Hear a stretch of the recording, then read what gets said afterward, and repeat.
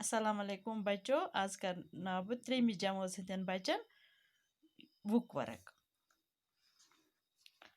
पर्यु तो लिखियो।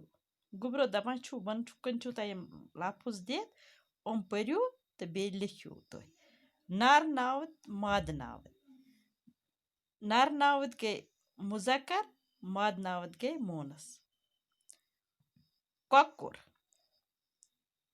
कक्कर, माद नावत यत कक्कर। नर नावत यतनस हापुत। अत क्या यी माद नावत हापच। बतख, बतच, छावुल, छावच।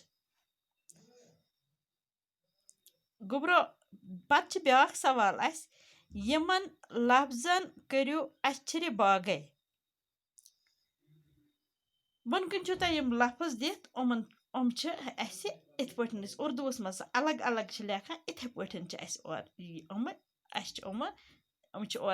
लफ्ज बनावन लेखन अलग अलग। गोडनिक मिसाल दित जानवर। अत और दित जीम, एलिफ, नून, एलिफ, वाव, एलिफ तरे। इथे कन गोबरो बनावन यम बन कन। ब्याक लफ्ज तय और दित कदावर। कदावर।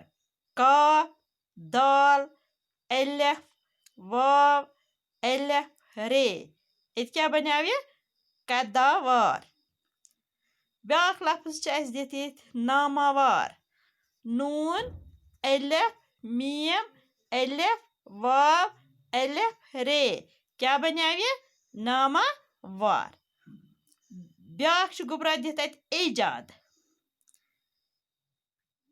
एलिफ, ये, जीम, एलिफ, दाल गो ईजाद। ब्याक लफ्ज दित और एहतराम।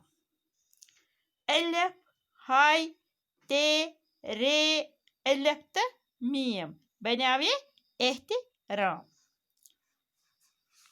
गुबरो ब्याक सवाल और दित तय एडिसनस मुतलिक लिखियो 5 जुमला। गुबरो तुह कड़ियो पन किताब इचो तय होमवर्क। तुह लिखियो पन्नी किताब पे पर्यु यह लेसन युस मे यह लेसन तह परनोमो। एडिसन क्या ओस, यह कत जाव, यह कत मूद, एम कम कर, एम क्या कुस कुस चीज कोर ईजाद। अमने पे यह सवाल तुलित करियो तुह गोड बुक पे पर्यु तुह यह मे परनो तो सह करियो तुह बे एक फिर रिपीट। तो तुह लिखियो एडिसनस पे कस जुमला कस लेखन गुबरो 5 जुमला लिखियो तुह। अच्छा बच्चों बिहु खुदायस हवाल।